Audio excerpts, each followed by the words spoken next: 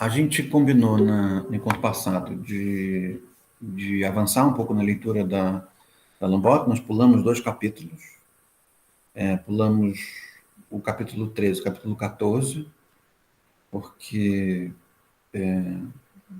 ele continua temas que eu acho que nós já conseguimos explorar e encerrar. E aí nós vamos para a última problemática do curso, né? Nós estamos iniciando uma... Boa noite, Maicon. Iniciando a última problemática do curso, que é a problemática do negativismo, né? Do negativismo na melancolia. E por isso nós passamos então ao capítulo 14. A gente vai começar hoje a discutir o capítulo 14, cujo título é Um Paradoxo, a Afirmação da Negação.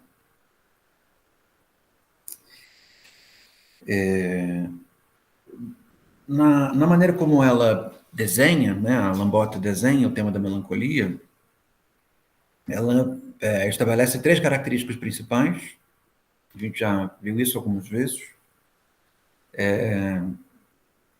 A primeira, é a inibição; a segunda, a imagem especular; e a terceira, negativismo.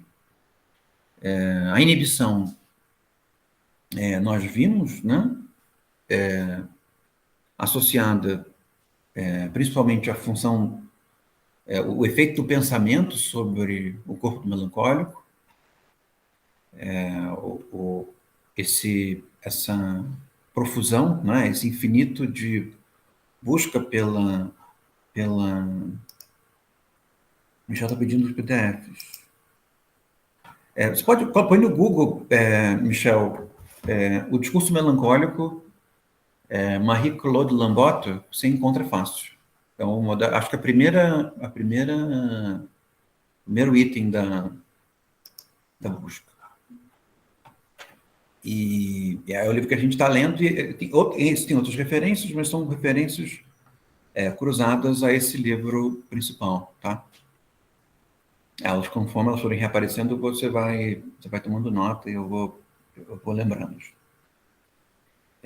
Então, a inibição, como sendo proveniente desse eclipse, né, que a melancolia produz, ou essa hemorragia que a melancolia produz, como uma consequência da atividade mental que a melancolia induz ao melancólico, né? Ou seja, uma das características da melancolia para Lambot é que o melancólico descreve, a partir de muitas relações lógicas, né, uma espécie de grande impulso de racionalização sentimental, né? É uma lógica, mas é uma pseudológica, né? Explicar fenômenos e o que acontece com ele, as suas dificuldades, de muitas maneiras diferentes, numa percepção de profusão de pensamento, né? De incapacidade de interromper os pensamentos, né? Tem alguma coisa que, no nosso mundo, né, de ansiedade, é alguma coisa que todos nós vivenciamos muito, né? O mundo da insônia, né, das preocupações, é difícil controlar a própria atividade mental. Então, muito embora a nossa melancolia não seja uma melancolia tão grave quanto alguns casos que ela descreve aqui, né? Todos nós temos elementos melancólicos e todos nós somos capazes de simpatizar com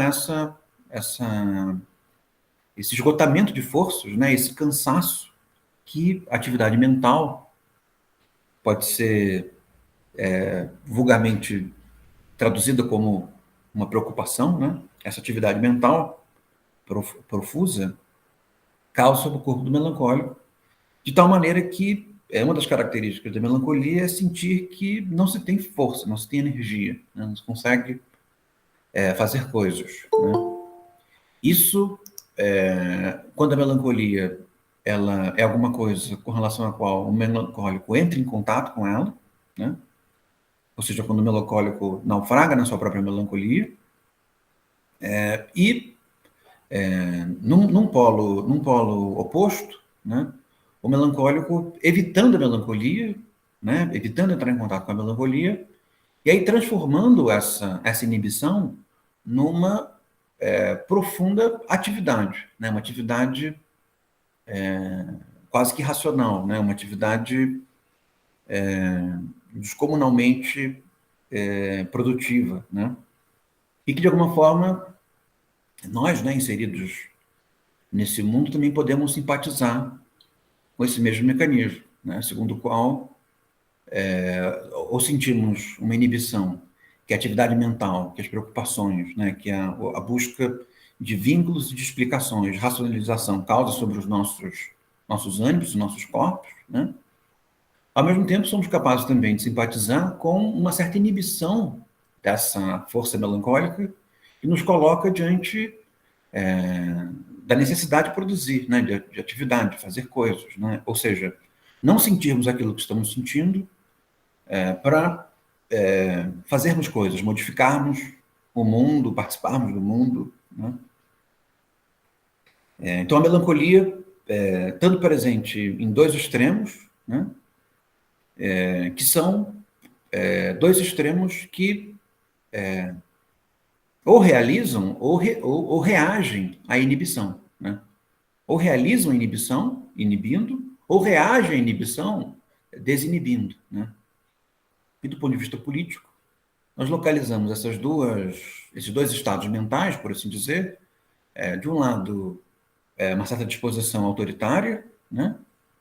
Que nasce a partir de uma profusão da atividade,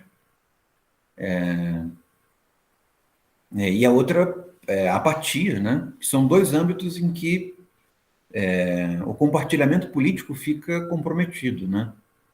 Um certo autoritarismo, o que se vê é a obediência, né? Então as pessoas participam um pouco, elas mais obedecem do que participam, e no outro lado não conseguem participar, né?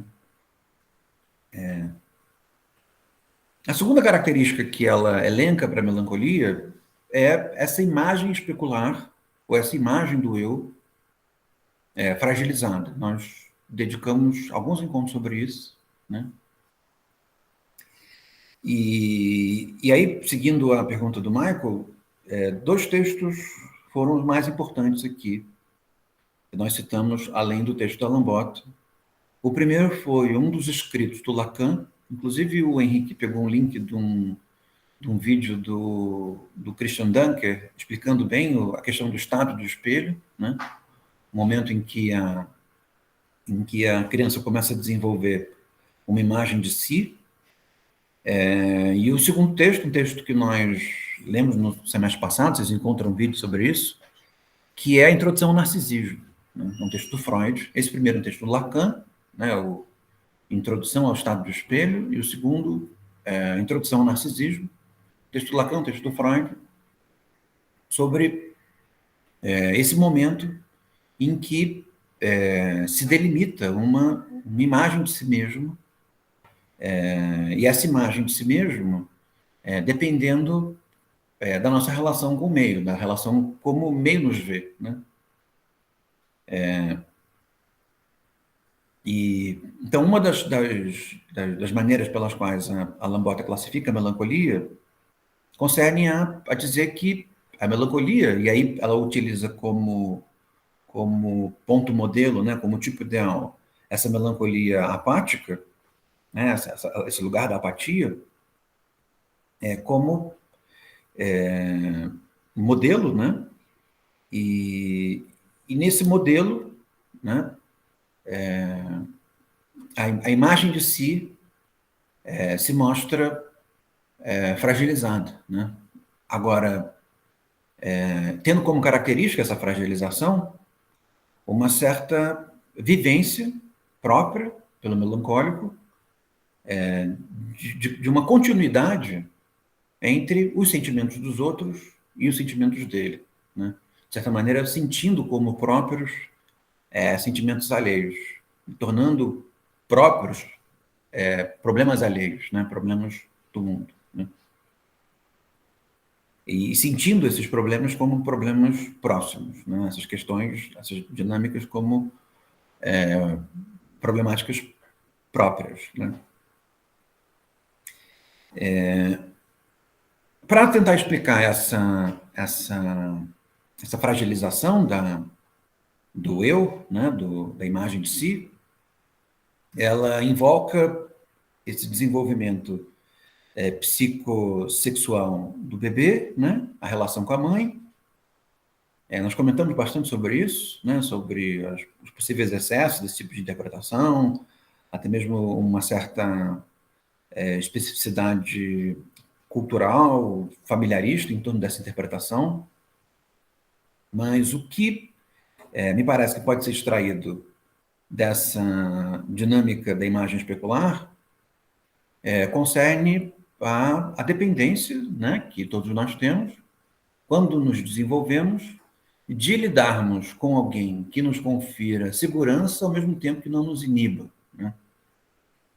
E que a incapacidade de termos essa segurança, a impossibilidade de termos essa segurança, ou sermos inibidos, né, cria uma forma subjetiva que traz consigo uma percepção do mundo diferente, né, uma percepção do mundo singularíssima, cuja característica principal seria, então, uma certa percepção esmaecida, né, da diferença entre o dentro e o fora, né, entre aquilo que é dos outros e aquilo que é seu, né.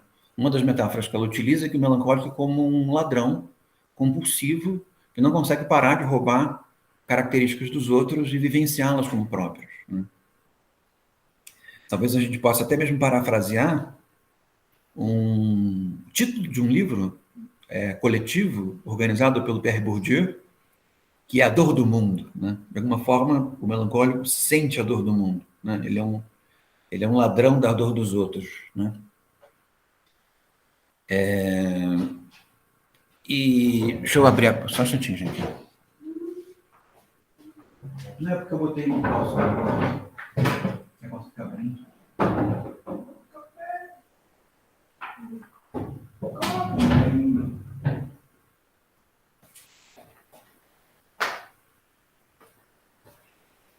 Desculpa, gente. E agora nós vamos, então, começar a discutir o negativo, a negatividade, como, então, essa terceira característica principal daquilo que Alan Bock entende como pontos fundamentais da melancolia. Tá bem? Tendo dito isso, nós havíamos começado a discutir também na aula passada, en passant em algumas outras aulas, mas mais na aula passada, alguns elementos sobre ceticismo que nos permitiriam entrar numa compreensão um pouco mais abrangente, né, da ideia de imagem especular, e eu acho que isso também vai nos servir para ler a função do negativo, né? E aí o que nos falta ainda apresentar, no que diz respeito a uma percepção cética da experiência, né, que pode servir de equilíbrio, né, a uma perspectiva melancólica, concerne ao lugar das crenças, né?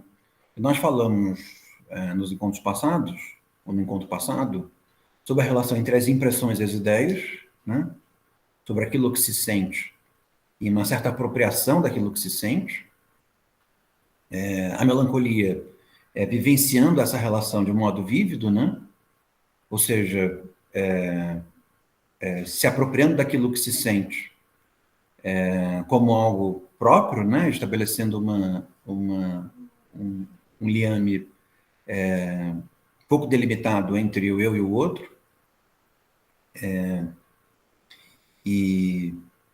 e falta, né, no que diz respeito ao estabelecimento do mundo, né, mesmo que o mundo seja vivenciado de forma contínua, né, mas falta ainda um elemento de clareza sobre a estruturação do mundo, né. Esse elemento, ele possui um certo vínculo com a alucinação, né, tal como nós vimos na relação entre a mãe e o bebê, mas concerne a uma publicização dessa dinâmica. E o nome que se convenciona a chamar esse tipo de estruturação dessa dinâmica, de antecipação do futuro, né, que faz com que nós tenhamos uma vida comum, é a crença, né? A crença sendo entendida de maneira ampla, não apenas como crença religiosa, alguma coisa que está na crença religiosa, mas está em todos os tipos de crença, né? Que concerne a uma antecipação e uma espécie de, digamos assim, naturalização do modo como nós vivenciamos hábitos passados, né?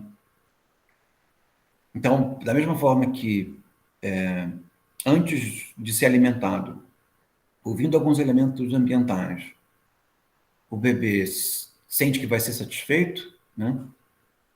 Percebe? O bebê está projetando um certo hábito do passado sobre o futuro, né? A mesma coisa nós fazemos com das dinâmicas mais variadas, né? E passamos a nos investir em torno desses hábitos, até mesmo provocando que eles continuem, né? Nós passamos a estabelecer uma relação de dependência com relação a eles, de tal maneira que nós nos esforçamos, mesmo quando eles não são naturais, né? Como um novo dia, uma nova estação do ano, o envelhecimento, a ebulição da água a 100 graus, mesmo que não sejam hábitos naturais, nós nos esforçamos para que eles aconteçam de uma mesma forma, né? De alguma maneira, para nos sentirmos em casa no mundo, nós precisamos que as coisas se repitam, né? E existe uma certa habitualidade que se repete a despeito da nossa vontade, mas existe uma outra habitualidade que nós convergimos na direção dela, né? Tanto no sentido daquilo que nós gostamos, como no sentido daquilo que nós não gostamos, né? Porque existem hábitos que nós julgamos que são bons e nós gostamos deles e achamos que eles precisam continuar. E existem outros hábitos que nós julgamos que são péssimos, né? Injustos, e julgaríamos que seria o caso deles serem alterados, ou até mesmo que eles desaparecessem, né? E o ponto é que, muito embora existam crenças, que são crenças bastante consistentes, né, bastante, como eu posso dizer, bastante claras, né? Existem outras que não são, né? Tem outras que são completamente absurdas, né? Como, por exemplo, algumas crenças sobre a periculosidade intrínseca de certas pessoas, né? São crenças absurdas, né? Elas não se verificam na maior parte dos hábitos, né? Achar que pessoas que passaram por tais ou tais experiências são intrinsecamente perigosas, ou pessoas com tal ou qual aparência são intrinsecamente perigosos. São crenças que se têm, né? Coisas que orientam a maneira como nós nos conduzimos no mundo, mas ao mesmo tempo são, são, são precárias, são risíveis, né? Mas isso não quer dizer que não funcionem como crenças, né? Esse momento que nós vivenciamos uma pandemia, nós vivenciamos uma série de crenças inconsistentes e que produziam efeitos sociais dos mais variados, né? Por exemplo, a crença de que certos medicamentos produzem certos efeitos, né? Ou de que certos medicamentos não produzem certo efeito, né? E até um certo uso político dessas dinâmicas. E aí, não é porque essas crenças são claramente precárias que elas não tenham realizado efeito, né? Elas produziram efeitos. Então,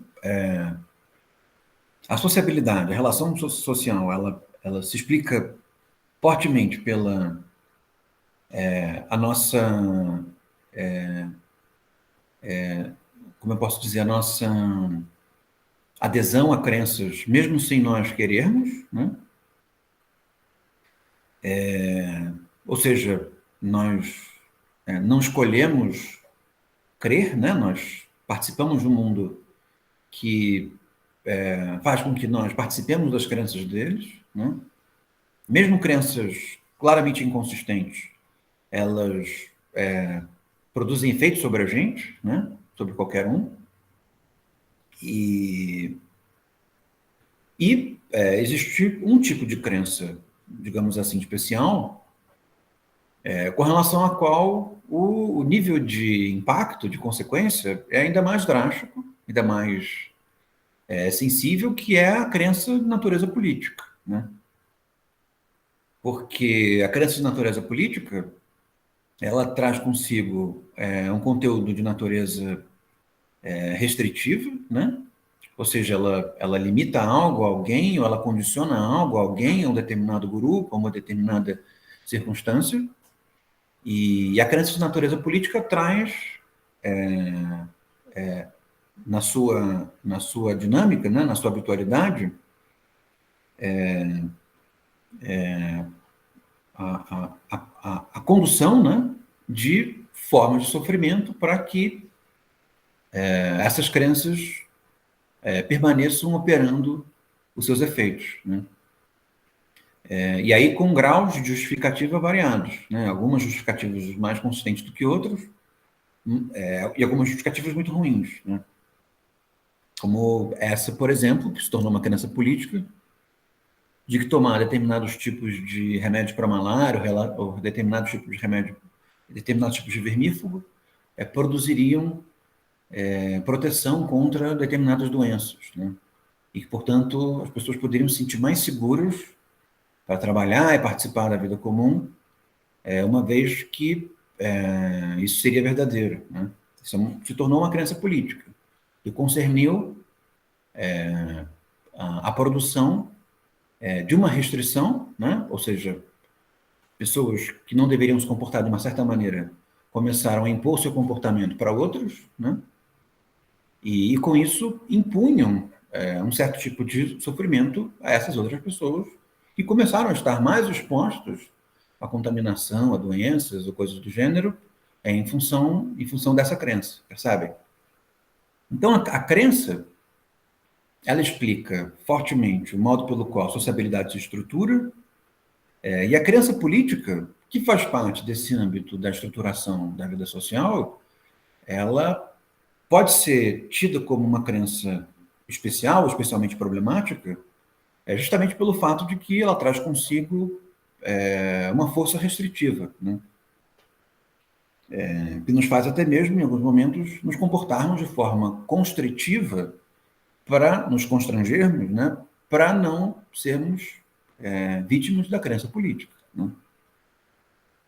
Então, se alguém acha que nós somos, se um determinado grupo social crê que nós somos perigosos por tais ou tais características físicas ou étnicas que nós temos, né, nós produzimos um comportamento constritivo, né, para não nos expormos ao perigo, né, para não sermos perseguidos, para não sermos humilhados, coisa do gênero, né. Então, a crença política ela traz consigo um nível de preocupação bastante forte. E a grande questão é saber o que é a crença, né? Ou pelo menos tentar explicá-la, né? Porque nós sabemos que ela é uma antecipação de hábitos, né? Nós sabemos que ela se estrutura, né? Ela assume consistência em função da habitualidade, mas o ponto de que existem crenças muito diferentes, né? Com níveis de consciência muito diferentes. E aí, o que essas crenças muito inconsistentes ou crenças bastante consistentes têm em comum, né, que permitiria que elas pudessem ser explicadas, né? E o que a crença política traz de especial dentro desse contexto, né? Se vocês pararem para perceber, a crença acaba tendo uma função explicativa significativa para a melancolia também. Porque, seguindo as duas características iniciais da melancolia, tidas pela Lambota, né, a inibição e a imagem especular, a inibição se deve a um certo efeito por melancólico de crer que a explicação que ele encontra com relação a determinado tipo de conteúdo é uma explicação fidedigna, verdadeira, né? E que no que diz respeito à imagem especular, o melancólico sofre de maneira própria uma crença que é alheia, né? Uma crença da qual ele participa, mas ele participa um pouco, né? Ele não participa completamente, né? Então, se vocês repararem, usando essa dinâmica da crença para entender a melancolia, né? E se vocês pensarem em vocês mesmos, né? Vocês vão perceber que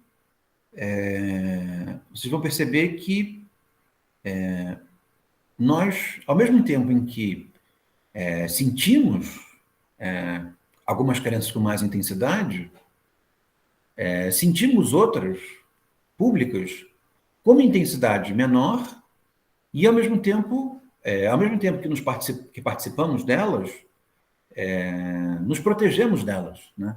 De tal forma a que nós não sintamos de forma tão intensa a consequência, né? Moral, política, civilizacional, né? Histórica dela, né?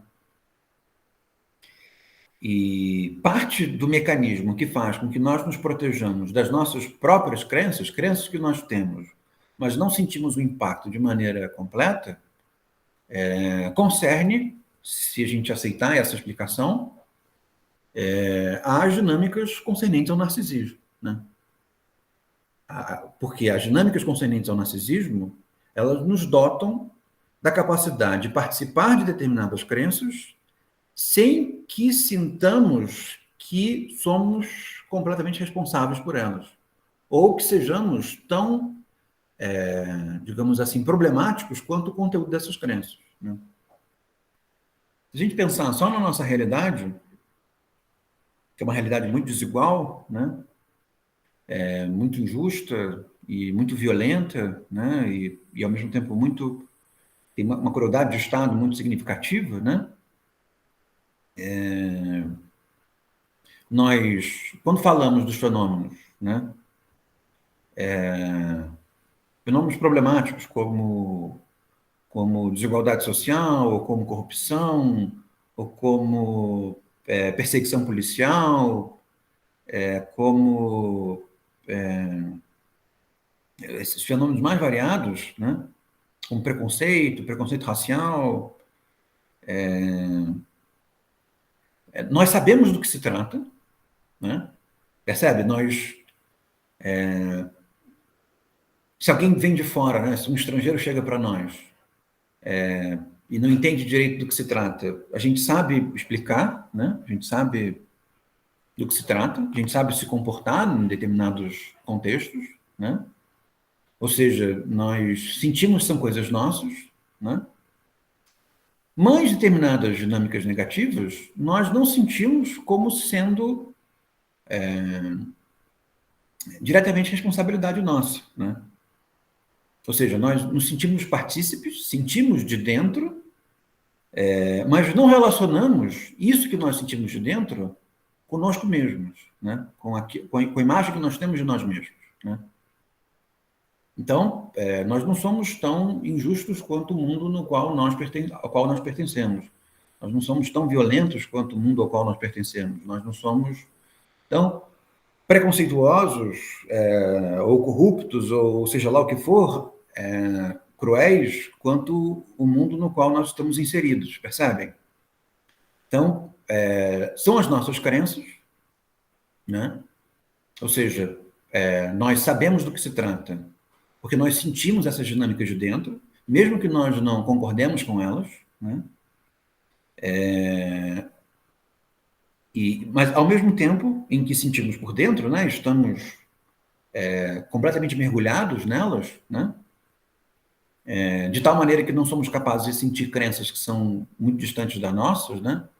Por exemplo, nós jamais seríamos capazes de sentir aquilo que sei lá, que o polonês sente quando um imigrante sul-americano chega em Varsóvia, né? Sei lá, ele sente um medo quando ele vê um imigrante sul-americano em Varsóvia, ele sente um medo genuíno, né? Ele não se acha tão xenofóbico quanto o mundo no qual ele pertence, né? Mas ele sente de dentro o sentimento de xenofobia, né? Nós não somos capazes de entender esse sentimento porque nós não participamos dessa crença, né? Nós teríamos que ter uma experiência muito mais intensa, né, de um outro contexto social para podermos sentirmos essa crença de dentro, né? Nós temos uma relação externa com relação a ela. Mas aí qual é o ponto? As crenças nas quais nós temos uma relação interna, né, nós estamos inseridos nelas, nós nos protegemos das consequências delas, estabelecendo uma espécie de externalidade, né? Ou seja, eu a sinto, eu sei do que se trata, mas ela não me define e eu não sou responsável por ela, né? Então, essa dinâmica é uma dinâmica de proteção narcísica, né? Evidentemente que eu não julgo que nós somos responsáveis, mas também não julgo que nós sejamos tão diferenciados, né, do mundo ao qual nós pertencemos, né? E, provavelmente a verdade deve estar em algum outro lugar, né?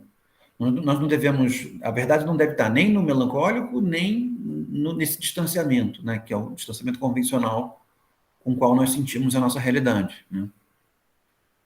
E aí qual é o ponto? O ponto é que o melancólico, naquela segunda característica que nós vimos até agora, né, a imagem especular, ele vai lidar com essas crenças, que são crenças nas quais ele participa, com uma imagem de si fragilizada, né, ou esmaecida, ou um pouco mais plástica, segundo a qual ele vai sentir de maneira mais direta esse componente público, né, que, de maneira convencional, nós sentimos com um certo grau de distanciamento, né?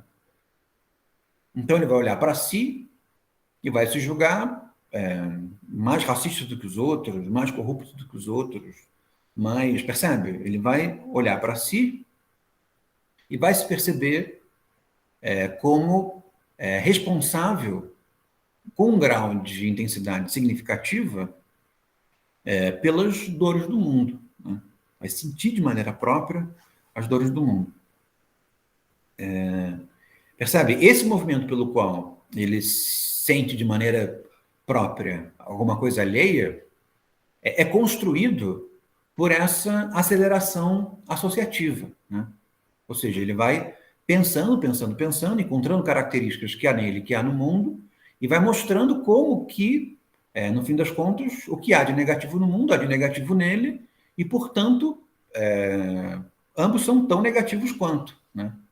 O que faz com que o melancólico tenha uma percepção negativa sobre si próprio, uma percepção negativa sobre o mundo, e que o empurre, né, ou para desistir do mundo ou para reformar o mundo, né? Então, tendo dito isso,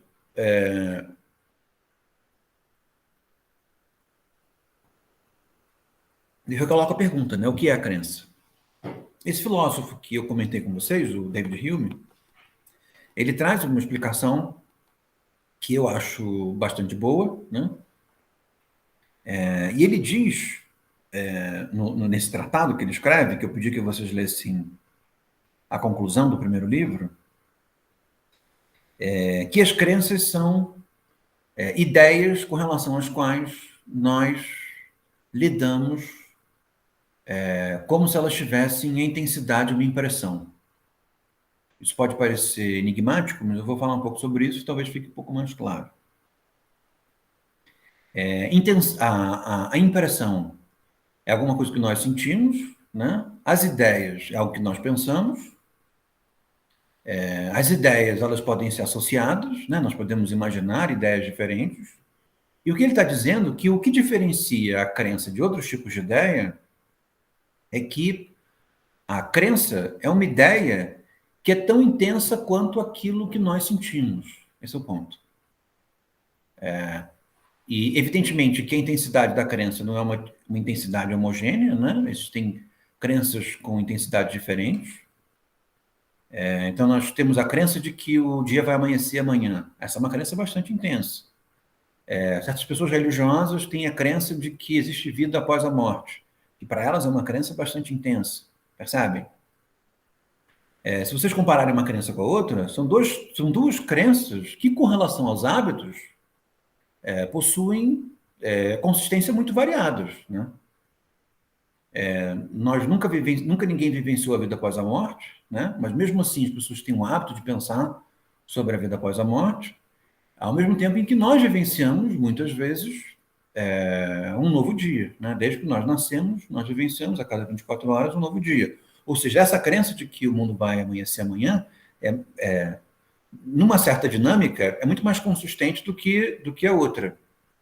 Mas isso não quer dizer que todos lidem da mesma forma, o que torna possível, né, se encontrar em determinadas circunstâncias, pessoas que lidem com crenças que são um pouco mais precárias, como tendo uma intensidade gigantesca, né? Como se fosse alguma coisa que elas realmente estão vendo, né?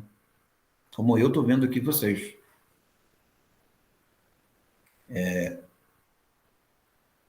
Então, isso faz com que a crença, na sua extensão, ela seja capaz de conferir muita estabilidade para o mundo, né? Uma certa estabilidade social e cognitiva acerca do que nós vamos esperar, que pode ser encontrada tanto em leis, em instituições, quanto em meros costumes, né? Em meras práticas sociais, folclores e formas culturais, ou mesmo dinâmicas familiares, né? Mas, ao mesmo tempo, é capaz de transformar em algo sólido, com impactos bastante significativos, dinâmicas que são muito ruidosas, muito precárias, muito frágeis, né? Então, não dá muito para dimensionar, do ponto de vista numérico, quantas pessoas foram mortas porque tomaram remédio de malária e remédio de vermífugo para prevenirem coronavírus, né? Não dá para dimensionar esse número, mas se elas se expuseram e morreram em função disso, se pode dizer que o efeito dessa crença para elas foi bastante significativo, percebe?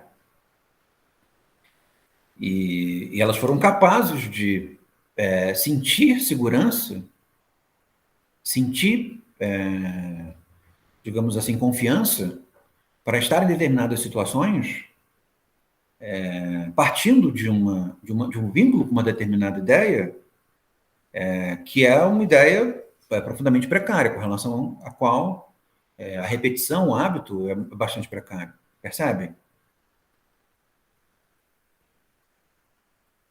Então, tendo dito isso, né, tendo mostrado que a construção do mundo, né, ela pode ser fortemente explicada pelo nosso vínculo com a experiência, a partir dessa relação entre impressões, ideias, hábitos e crenças, né, nós estamos mostrando que o melancólico, ele se relaciona com essa tessitura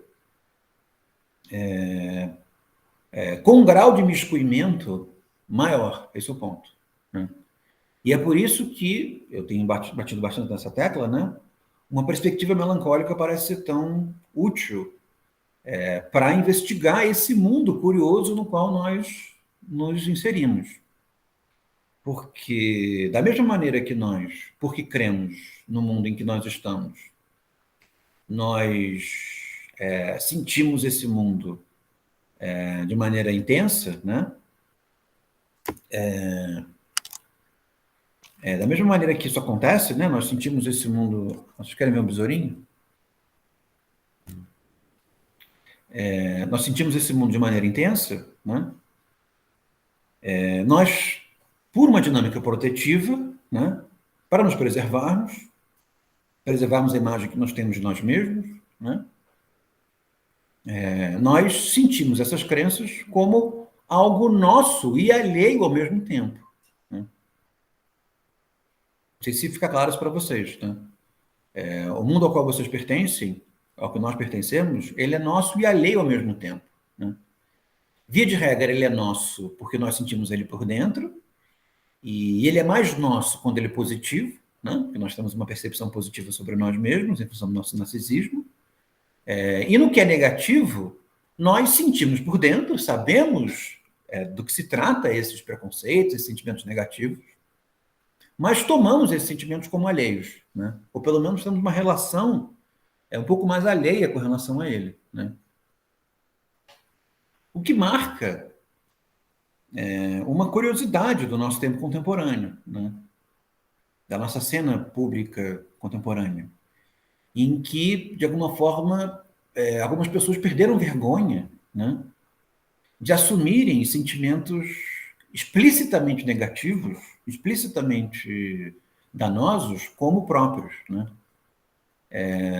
Estabelecendo de maneira muito curiosa um narcisismo de vícios, né? Um narcisismo de coisas que são explicitamente entendidas como ruins, né? Então, por exemplo, alguém que se identifica como racista e acha que o racismo é uma coisa boa, sendo que ela pertence a um universo em que nós temos N motivos, né, e indicações para julgá-lo que é ruim, né? Ela não esconde, né, uma determinada maneira de sentir. Então, essa é uma especificidade, digamos assim, da nossa cena política contemporânea. Né? O que faz com que essa cena política contemporânea possa ser entendida como uma profusão, né, de sentimentos melancólicos. Porque não só nós conseguimos perceber essas pessoas não entrando em contato consigo próprios, né? Ao mesmo tempo, nós conseguimos perceber o impacto que isso tem sobre nós, de tal forma a nos sentirmos responsáveis de maneira mais direta para isso que, em outros momentos, nós sentimos como alguma coisa alheia. Né? E eu acho que esse é um momento, né, de uma certa crise geracional, em que nós perguntamos para nós mesmos, né, talvez não vocês, são mais novos, mas vocês com certeza compreendem do que se trata, onde foi que nós erramos, né? Onde foi que foi que fizemos de errado para que houvesse uma virada tão inconsistente como essa, né? Tão irrazoável como essa, né? Então, nesse sentido, voltando à relação entre a melancolia e a crença, talvez, se nós fôssemos capazes de lidar com uma perspectiva melancólica com mais naturalidade, com mais maturidade, talvez, nós não precisássemos fazer isso agora, né? Talvez nós poderíamos ter feito isso antes, né? Que seria não sentir como próprio algo alheio, mas nos esforçarmos para nos aproximarmos da clareza sobre isso que é alheio e torná-lo próprio, né? Que é alguma coisa que o melancólico, a melancolia faz o tempo inteiro, tá? Então, isso eu acho que arruma um pouco a nossa casa até aqui, né? E para a gente poder começar, então, a falar do negativismo, né? Porque isso que faz com que o melancólico sinta como próprio algo alheio e que faz com que haja um aquebrantamento de força sobre o corpo do melancólico esse exercício, não é só uma busca lógica de explicações e uma busca lógica de anulação da especificidade das explicações, mas é também um exercício de contaminação do valor dessas explicações, ou daquilo a que a explicação se refere, né?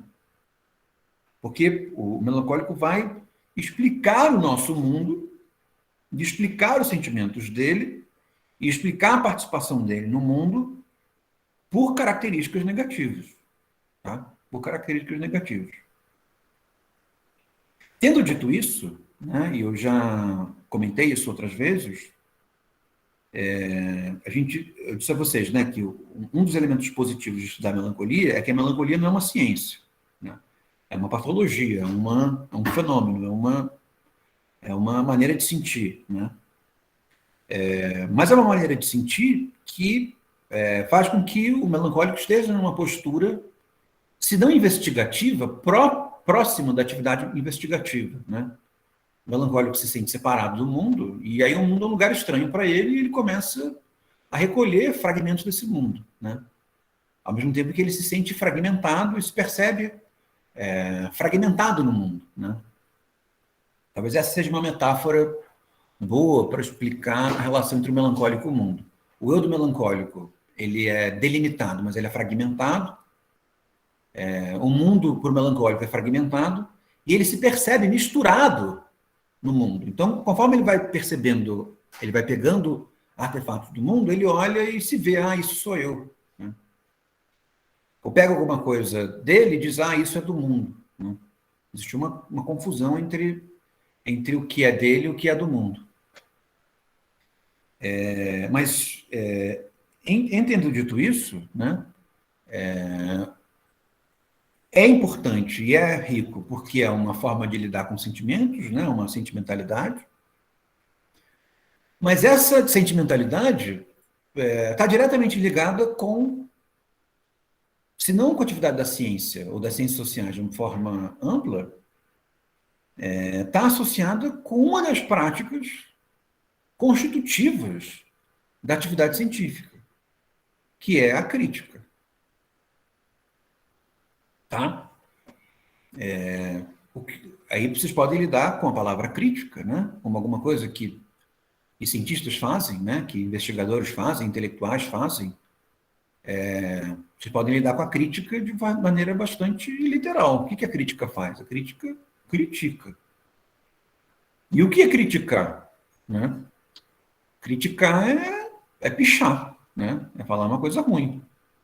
Então, claro que você pode comer um bolo e dizer as características intrínsecas do bolo. O bolo está fofinho, o bolo está seco, o bolo...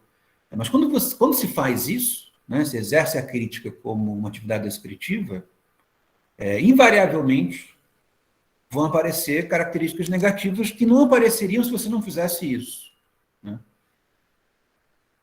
Então, por isso é uma roubada, né? Quando você está com um amigo, numa relação romântica, e você pede para a pessoa, você poderia falar o que você acha de mim? Não, pode ser sincero, eu quero me autoconhecer a partir dos olhos do outro. E por mais condescendente, boazinha que a pessoa seja, ela vai falar de características suas que você não percebe. E ao percebê-las, você vai tomá-las como... uma vez que você vai ser surpreendido no seu narcisismo, né? Vai te mostrar alguma coisa que você não via, você vai lidar como alguma coisa negativa. E vai se sentir emputecido, né? Vai se sentir ofendido, vai se sentir chateado, né? Como é hashtag chateado.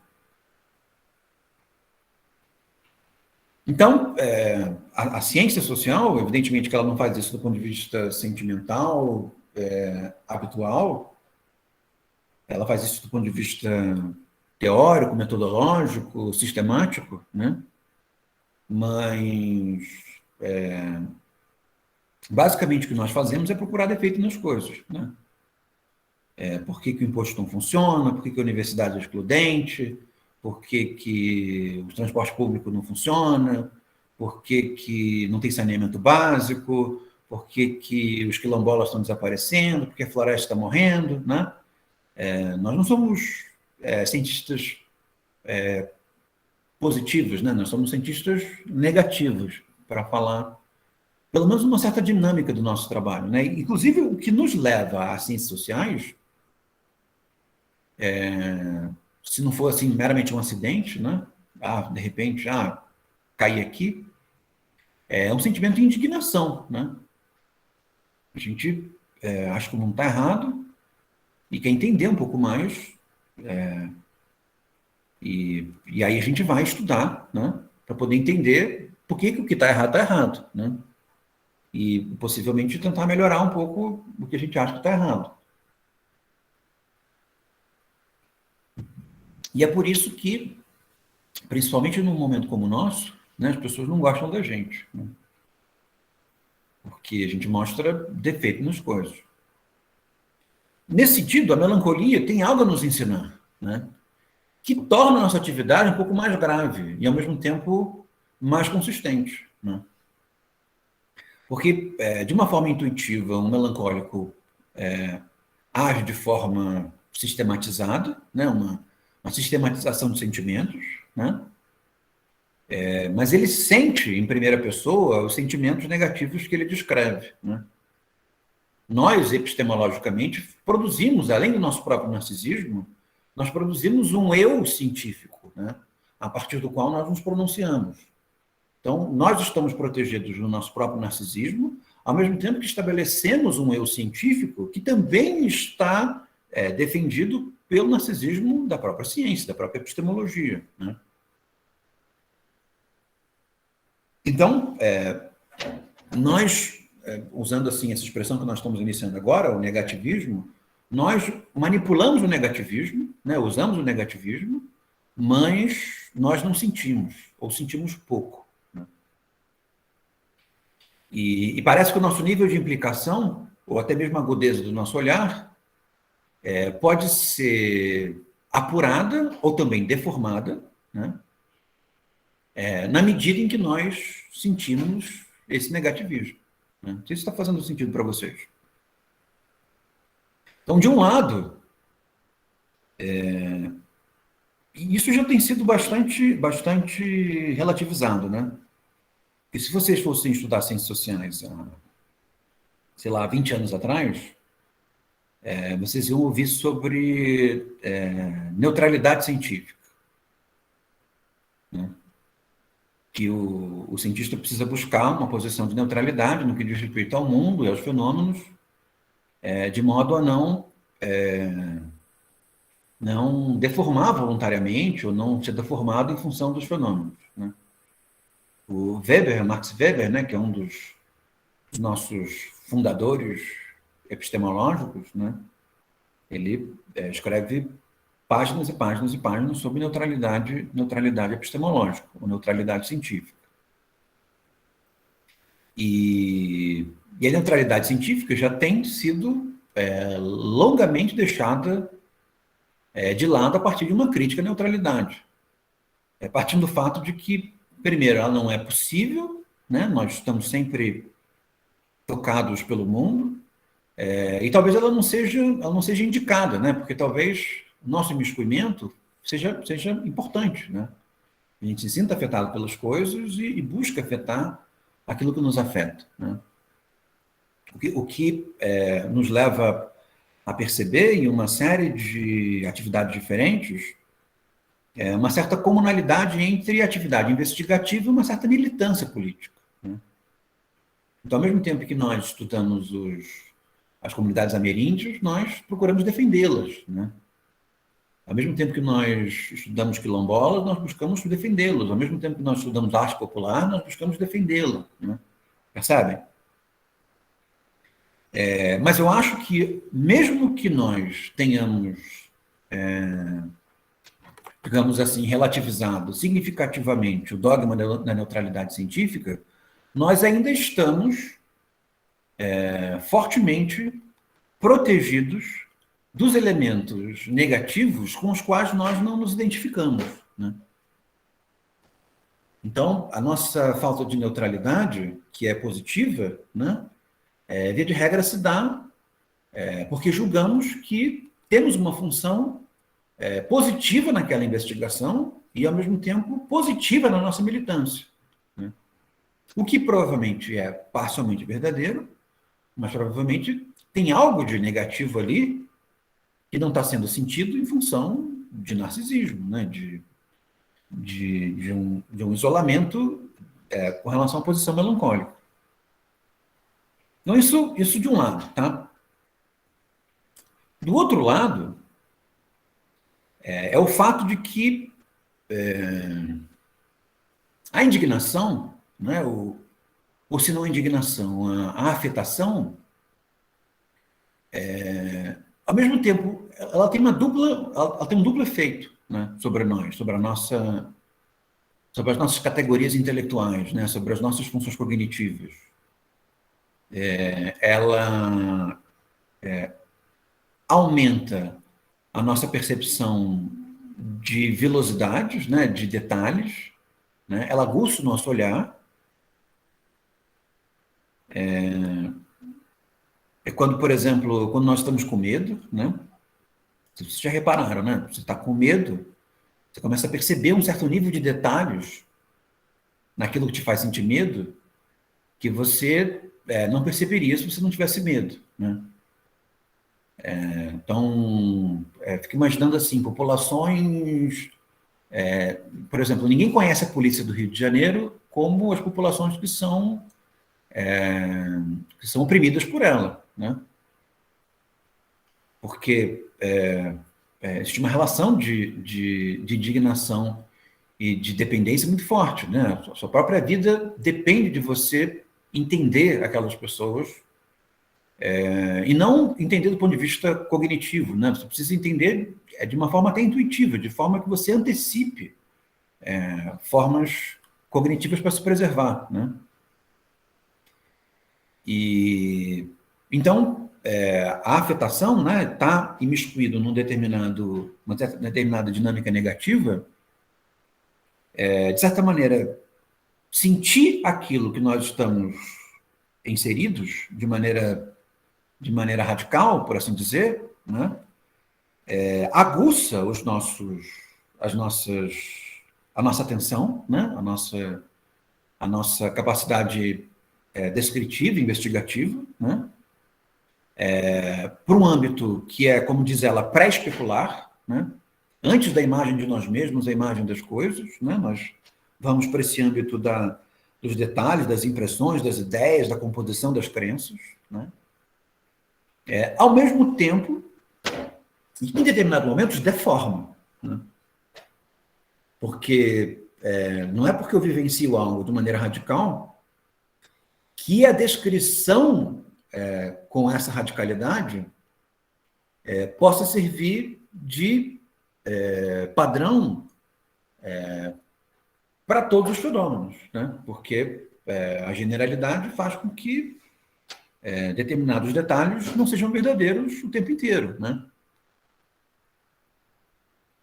Então, provavelmente, aquilo que você percebe sobre a polícia do Rio de Janeiro não é verdadeiro com relação à polícia de São Paulo, ou um determinado bairro, né? Você sai de um, vai para o outro, coisas mudam, né? O que eu quero mostrar a vocês é que a melancolia nos mostra duas coisas que são importantes. É que o sentimento negativo, ele deforma e ele apura, né? Isso é interessante. Sentir como próprio algo alheio, ou sentir como próprio algo próprio, né? Porque também nós nos defendemos do que nos é próprio, né? Isso também é curioso. Nos coloca diante de detalhes que são pré-especulares, pré-subjetivos, né? Nos coloca numa posição pré-especular, pré-subjetiva, em que nós lidamos de tão perto, de uma forma sentimental, intuitiva, de tão perto, determinadas características, determinados detalhes, em que nós percebemos como ninguém percebe, ao mesmo tempo que podemos vir a deformar, né? E isso a melancolia nos mostra, né? E que dificilmente se consegue extrair a mesma coisa que não numa perspectiva, se não inserido num sentimento melancólico ou a partir de uma perspectiva melancólica, né? Tentar se aproximar dessa posição a partir do conhecimento sobre ela, né?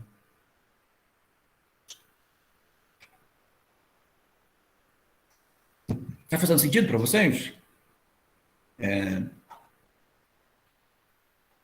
Para a política, isso é fundamental. porque a política é o âmbito do negativo, né? Mesmo quando a política é positiva, ela é positiva a partir de alguma coisa negativa, né? Ela sempre restringe algo a alguém, determina algo para alguém, ou muda um certo foco de sofrimento, né? De um determinado lugar para o outro, né? A política é o lugar em que as crenças são problemáticas, né? E, ao mesmo tempo, a política é a região da vida social, por definição do auto-engano, né? Em que nós nos descrevemos de formas deformadas, tanto no sentido negativo quanto no sentido positivo, né? Então, a política tanto que um dos fenômenos políticos mais problemáticos é o fenômeno político do nacionalismo, né? E o que é o nacionalismo, senão uma deformação, um auto-engano acerca de características nacionais, né? Ao mesmo tempo, a política também é o lugar do desencanto, da desesperança, né? Principalmente para nós, né, que estamos vivenciando esse momento, né? Então, dificilmente a nossa desesperança permite que nós tenhamos uma percepção adequada sobre o fenômeno, ela deforma, mas, ao mesmo tempo, essa deformidade nos faz perceber determinados detalhes que nós não veríamos de outra forma. Perceberam esse aspecto estratégico da melancolia para a capacidade de entender, perceber e participar do mundo? Então, uma das chaves para decifrar esse miscuimento é o negativismo e o modo como o melancólico lida com a negatividade, porque o melancólico é aquele que lida com a negatividade de maneira radical, de maneira integral, né? Enquanto que nós, em níveis de melancolia mais baixos, nós tendemos a nos afastarmos dela para não sofrermos aquilo que ela faz sofrer, né?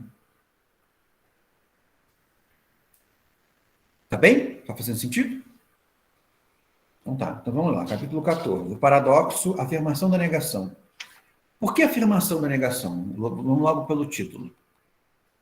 Porque há na perspectiva, no discurso melancólico, e isso precisa ser calibrado quando se extrai do discurso melancólico uma perspectiva melancólica, que é uma disposição dogmática por parte do melancólico de julgar que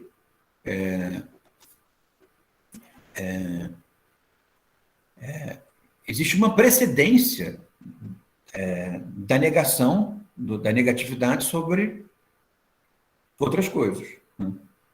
O que faz com que, em determinadas situações, o melancólico idealize até mesmo o nada, né? Uma espécie de falta de sentido constitutivo do mundo, a partir da qual haveria uma espécie de grande motor no mundo de angústia, né? Que não poderia jamais ser interrompido, né? E isso não é autoevidente, né? Não é evidente, né? O mundo é tão ruim quanto é bom, né? Espero que vocês não estejam tão melancólicos por causa do curso. E final de ano, né, perto de Natal, as pessoas costumam ficar meio blues, né? Mas isso é matéria do curso e já estava determinado antes, então não tem como mudar o assunto agora no Natal, ficar falando de carnaval, né? Tem que esperar ano que vem.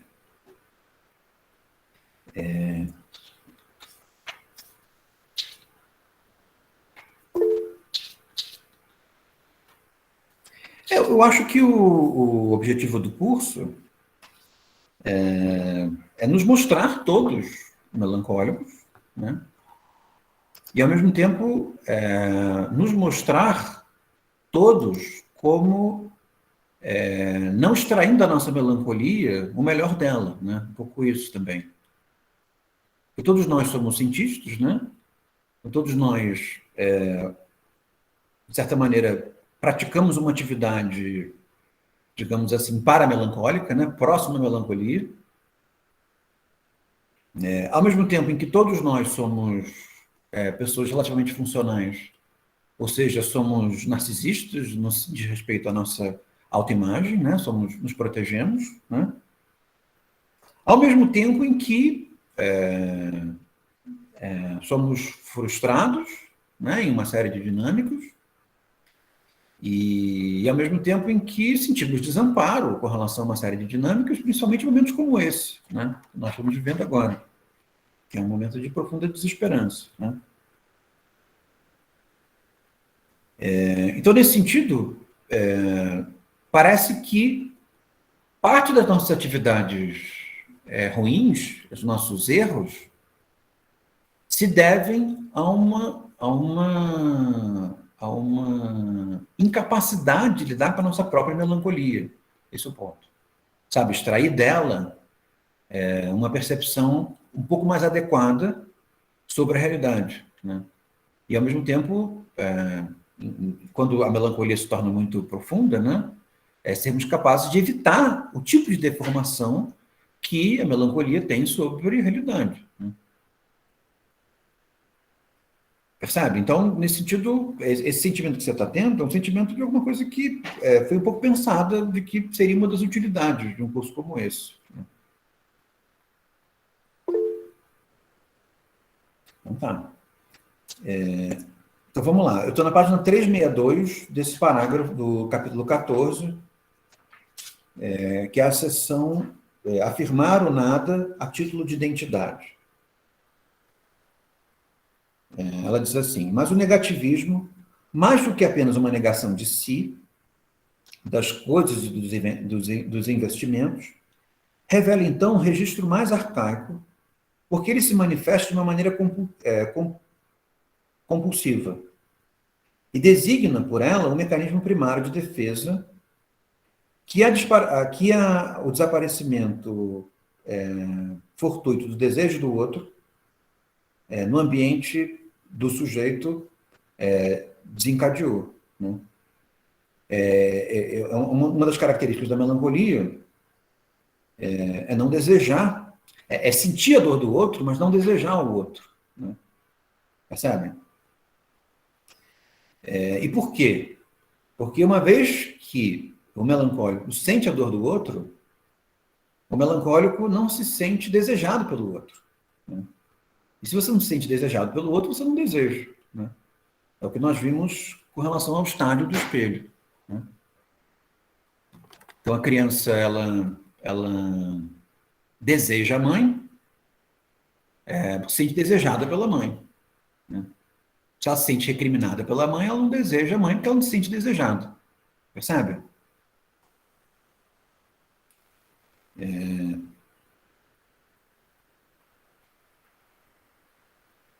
Então, parte da negatividade do melancólico incide sobre o desejo do outro, sobre o seu próprio desejo, e a falta dessa relação desejante impede que os outros sejam feitos em objetos, né? Objetos nesse sentido, alguma coisa diferente de mim, né? Alguma coisa que eu vou consumir, que eu vou pegar, que eu vou lidar. E isso faz com que se sinta, né, de maneira própria, alguma coisa alheia, né? Curiosamente, quando a gente fala no mundo político contemporâneo, em que o desejo masculino é muito presente, né, parte das demandas sobre a esfera pública, demandas femininas, é de uma certa disponibilidade melancólica dos homens no espaço comum, né? Ou seja, ou que os homens reprimam a objetificação das mulheres enquanto objeto desejante, né? Ou que sejam educados de uma tal maneira em que as mulheres não apareçam tão somente como objetos a serem desejados, né? Que elas apareçam também como alguém que tenha tem a sua dor sentida como própria, né? Então, por exemplo, questões ligadas à maternidade, né, ao sofrimento da maternidade, uma reivindicação significativa, né? Essa reivindicação significativa concerne, num certo sentido, uma deserotização de certas, ou uma deserotização genuína, ou uma deserotização relativa, né, artificial, que seja, em determinados lugares, né? Aquele exemplo, né, que todo brasileiro vivencia, né, da pessoa está passando pela obra e aí as pessoas, os homens começam a falar umas coisas horríveis, né? As mulheres estão passando pela obra, né? Então a gente, eu acho que a nossa esfera comum, a nossa esfera pública, política contemporânea, faz duas demandas. A primeira é, de se eles objetificarem as mulheres de tal maneira, eles se sentirem autorizados a falar coisas horríveis para elas, que eles reprimam e não façam, né? Mas a segunda é de que haja uma certa composição do modo pelo qual o desejo se distribui na esfera pública, de tal maneira que naquele contexto eles não sintam, né? Ou seja, que se perceba que em determinadas circunstâncias uma certa disponibilidade melancólica passa sentido. Ou seja, eu não vou lidar como um objeto que eu vou consumir porque eu sinto o efeito nocivo do desejo de consumição, né? Isso, efetivamente, reduz a distância entre eu e o outro, e reduzir a distância entre eu e o outro, pelo menos se essa elaboração teórica for verdadeira, deserotiza, né? Pelo menos para o Lacan, para o Freud também, mas principalmente para o Lacan, o desejo erótico concerne a um certo distanciamento, né?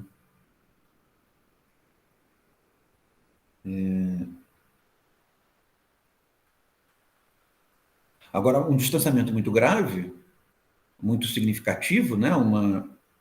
Ou até mesmo uma intolerância a uma certa disponibilidade melancólica, gera formas completamente abusivas, né? De relação, né? Como, por exemplo, em alguns contextos se denuncia um certo efeito subjetivo de entrar em contato muito precocemente com formas de pornografia, por exemplo, né? Se relata muitas questões em torno disso, né? Uma certa naturalização do modo como a pornografia descreve o desejo, e as pessoas se comportando dessa forma, e essa é uma forma em que a disponibilidade melancólica não está presente, né? Ou se ela está presente por uma ausência eloquente, né? Uma espécie de, como eu posso dizer, uma espécie de alergia, né? Intolerância absoluta à melancolia. Está fazendo sentido para vocês?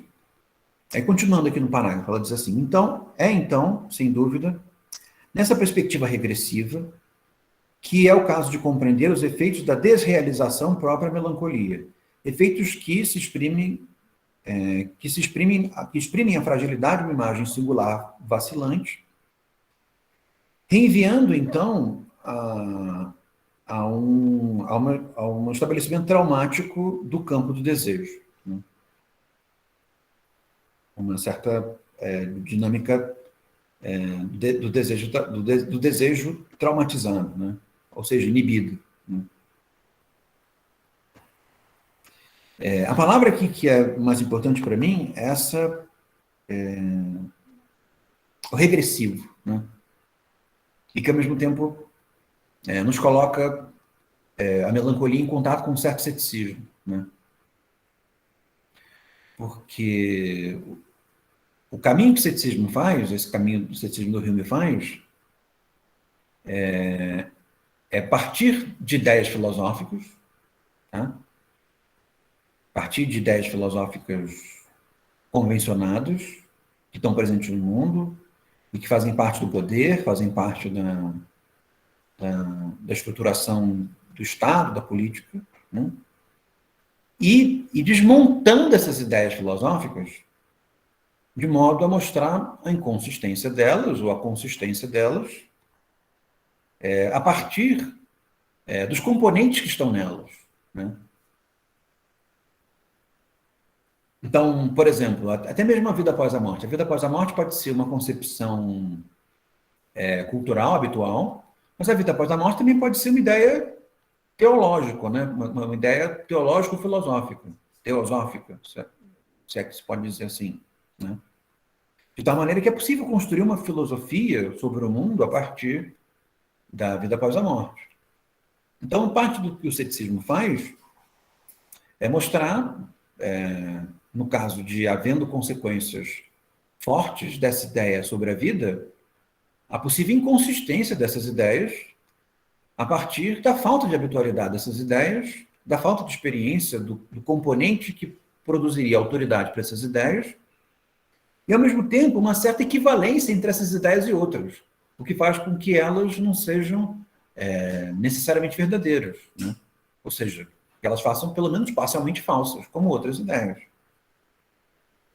O que nos leva, por exemplo, a uma certa equivalência das religiões, né? Perceber as religiões como equivalentes demanda demanda o ceticismo, né? Sem o ceticismo, nós não teríamos percebido isso, né?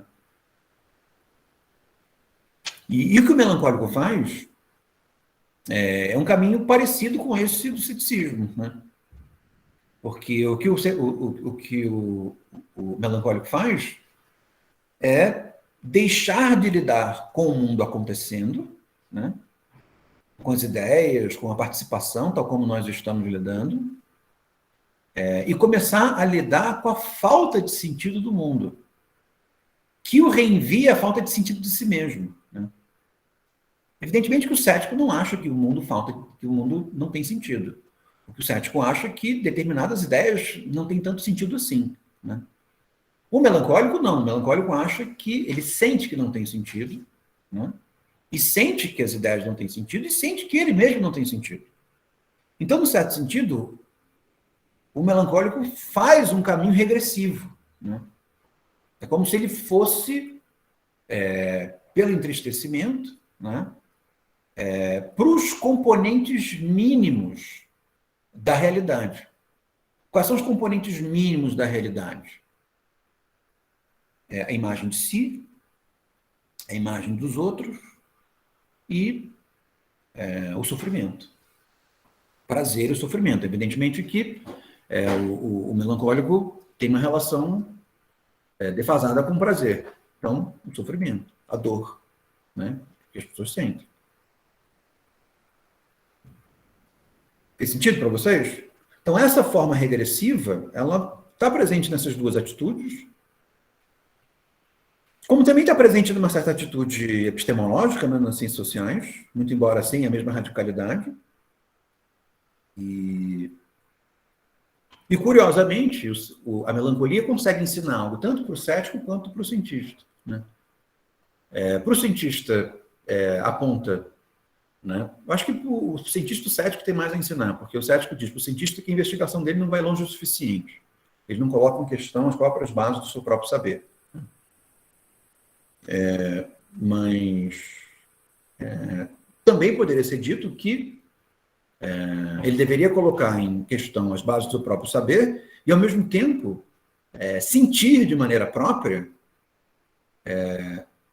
o mundo que está sendo objeto do saber dele, né? E essa é alguma coisa que o melancólico pode dizer para o cético, né? Que não basta afirmar a falta de sentido do mundo. É preciso sentir a falta de sentido do mundo. Porque essa falta de sentido do mundo está diretamente ligada ao sofrimento que está no mundo, né? E aí o cético poderia dizer ao melancólico, né? Esse piquenique curioso, né? Meio chato, né? Entre um cientista social, um cético melancólico dividindo pão de queijo e tomando chá. O cético poderia dizer ao melancólico: olha, melancólico, é preciso sentir a falta de sentido do mundo, mas o mundo não é intrinsecamente sem sentido, né?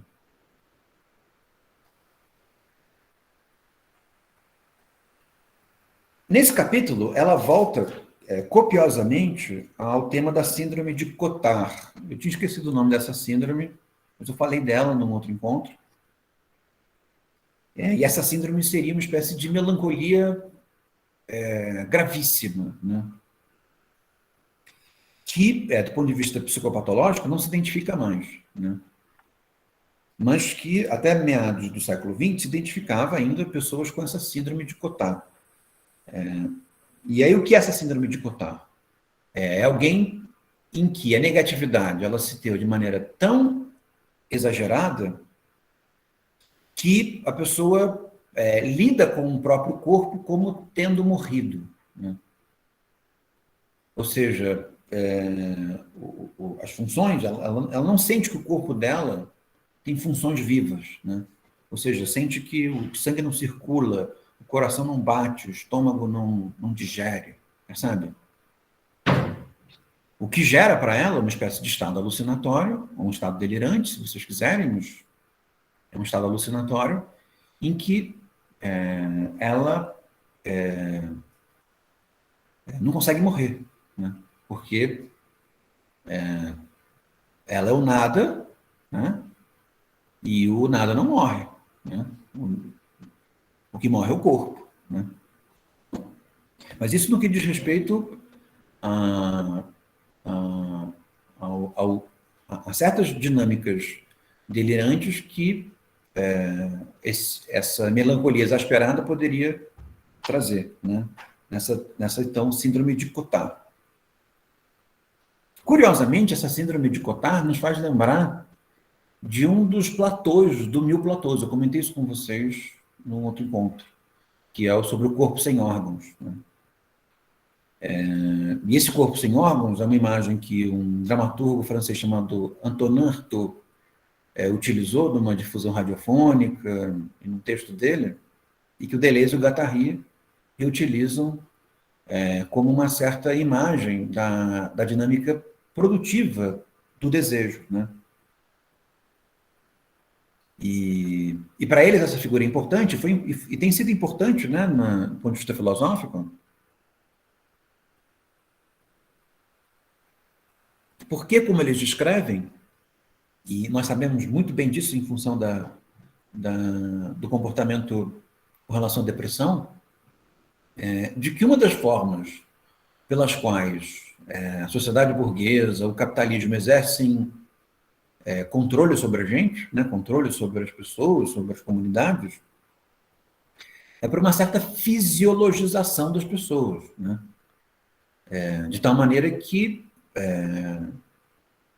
a nossa capacidade de resistência, a nossa capacidade de invenção, a nossa capacidade de reelaboração das coisas é relativamente limitada, e nós temos, sei lá, um colesterol para cuidar, uma pressão alta para cuidar, uma câncer de próstata, né? A gente tem um corpo plenamente fisiologizado, com relação ao qual nós temos 30, 40 especialistas que vão cuidando da gente, né? Ou seja, existe digamos, um comportamento, digamos assim, como eu posso dizer, mercadológico de nós com o nosso próprio corpo, né? Então a gente tem que saber a qualidade do nosso fígado, a qualidade do nosso coração, a gente vai no especialista e ele mede essa qualidade, a gente toma um remédio que mantenha, né, esse nível de funcionamento ótimo, né? E no caso da dinâmica emocional, né, a gente vê isso no que diz respeito à medicalização das depressões, né? A gente precisa estar bem saudável, né, para que a gente possa trabalhar, ser bem explorado e continuar fazendo coisas, né? E aí, pelo menos do ponto de vista filosófico-poético, né, o Deleuze e o Guattari recuperam essa figura, que evidentemente não é para ser entendida como uma figura de maus tratos ao próprio corpo, né, de tal maneira que as pessoas fiquem com pressão alta e colesterol alto e coisas dessa natureza, mas que seja possível compreender o próprio corpo não só a partir das limitações fisiológicas, mas de uma certa amplificação que a fisiologia tem com relação à criatividade, né?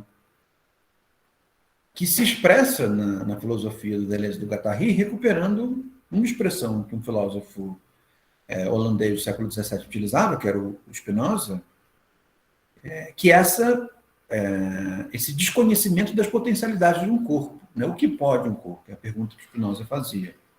E Deleuze e Guattari vão responder ativamente dizendo que não se pode determinar, do ponto de vista das limitações, o que pode um corpo. Porque um corpo pode, imaginativamente, inclusive, muito. Né? Tendo dito isso, curiosamente, o melancólico realiza esse mesmo movimento, só que de maneira invertida, né? Porque é como se o melancólico fizesse a mesma pergunta: o que pode um corpo? Mas o que pode um corpo no sentido regressivo, no sentido do nada, né? Quão pouco pode um corpo, num certo sentido? Só que o pouco que pode um corpo pode muito, nesse sentido negativo. Né? Haveria uma espécie de infinito positivo e infinito negativo. Porque, no fim das contas, o melancólico suporta essa posição de nadificação, até mesmo do ponto de vista imaginativo, criativo, que acaba se tornando uma potência, se consegue instrumentalizar isso em formas enunciativas, em formas criativas, ele tolera esse nada, e aí, se nós vamos por esse âmbito delirante, até mesmo em preservar o nada, né, esse nada inventado, né, que não é nada, é um paradoxo, né, a afirmação do nada, a preservação desse nada, mesmo com um corpo que se compreende, que se sente estando morto. Né? E um corpo morto é um corpo sem órgãos. Né? Percebe? A metáfora deleuziana reaparece aqui nesse contexto melancólico invertido, mas com consequências curiosamente parecidas. Tá? Aí nós vamos para a página 383, onde ele diz assim. Ela diz assim. Essa afirmação, ela está se referindo a um autor chamado Gott. Essa afirmação parece aqui dar a chave de outros delírios de negação aos sujeitos melancólicos. Em efeito, esse aqui, mesmo se ele nega a existência dos seus órgãos, ou se ele os vê de uma maneira deformada, ele procuraria, então, a induzir o seu interlocutor ao erro, valorizando um órgão deixado incompleto, um órgão deixado em branco, no qual a principal função consistiria a designar um corpo todo inteiro numa acepção metonímica. Né? O que é essa acepção metonímica? É deslocar para o corpo um certo sentido de um sentimento. Né? Então, se sente um nada, se sente um negativo, deslocar para o corpo esse sentimento negativo. Né? Então, eu sinto que o mundo, que eu não sirvo, o mundo não serve, o meu coração também não serve, percebe?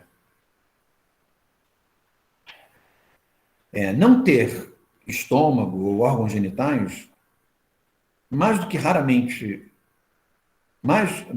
do que órgãos de respiração, reverteria em recusar as mudanças com relação ao mundo exterior. Sobre o mesmo modo introjetivo, segundo o qual o sujeito melancólico se dirige a sua agressividade a objetos exteriores interiorizados. Né? O que ela chama dessa agressividade contra objetos exteriores interiorizados? É pegar alguma coisa que é do mundo, trazê-la para si, né, como intrínseca a si mesmo, e tomá-la como negativa. Então, sei lá, o racismo. Pega o racismo, traz o racismo para si, toma o racismo como alguma coisa sua e amplifica esse racismo, sabe? Se sentindo, sei lá, o racista mais desprezível de todos, num mundo absolutamente racista e desprezível, percebe? se fez sentido esse exemplo para vocês. E, evidentemente, o mundo é racista, mas o racismo no mundo é um racismo matizado, né? Momentos em que ele está mais intenso, momentos em que ele está mais brando, tem grupos que são piores, grupos que são melhores, percebe? A coisa não é homogênea, né? Mas o melancólico, evidentemente, também não é homogêneo, mas ele toma como próprio o que há de pior naquilo que ele vivencia, né? Ou seja, dirigindo para um objeto externo, é uma agressividade interna, que ele dirige contra o próprio eu dele, né? E aí, se existe uma utilidade nisso, ele consegue perceber esse objeto com um nível de detalhe que ele não aparece para as pessoas de maneira geral, porque elas estão se preservando a partir dos seus narcisismos. Percebe? É como se o melancólico fosse um laboratório de exagero, né? Ou como se ele fosse um desses celulares, e você vê uma imagem e você amplifica, você consegue ver muitos detalhes, aí você olha assim, nossa, como eu sou feio. Não é que você é feia, é que é muito detalhe, né? Abriu muito, você está vendo seus poros, está vendo seus cravinhos, está vendo tudo, né? Não é feio daquele jeito, você só está se vendo perto demais.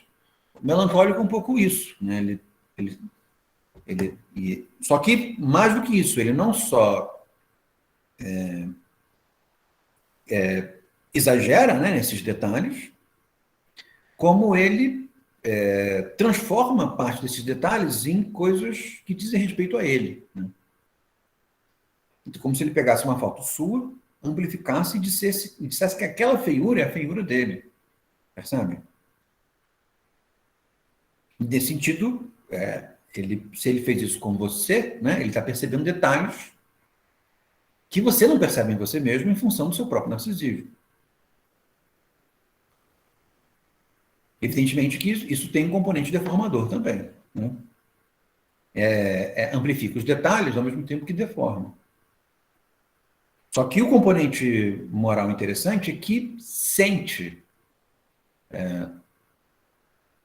o objeto que introjeta, né? Sente o objeto que com relação ao qual lida, né? Ou seja, não lida com ele de maneira fria, né? Então, sem dúvida, nessa perspectiva regressiva, não, deixa eu ler.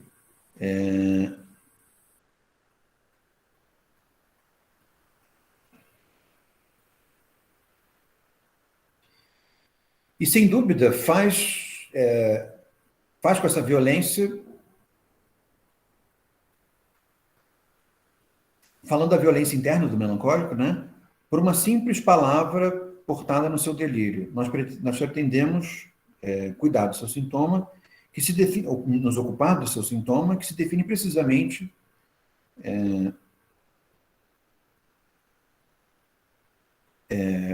pela negação do sujeito de não conseguir se definir senão pelo nada. Inclusive eu peguei um poema do Fernando Pessoa, que eu acho que pode ser bom para explicitar essa percepção do melancólico sobre si como o nada, né? Já devem ter ouvido na escola algumas vezes, mas acho que nesse contexto vocês vão ouvir com uma disponibilidade maior, que é o Tabacaria, do Álvaro de Campos, um dos poemas do Fernando Pessoa, um dos heterônimos do Fernando Pessoa, Álvaro de Campos, ele tem um poema chamado Tabacaria. Eu vou ler para vocês, tá? Não sou nada, nunca serei nada, não posso querer ser nada. A partir disso, tem em mim todos os sonhos do mundo.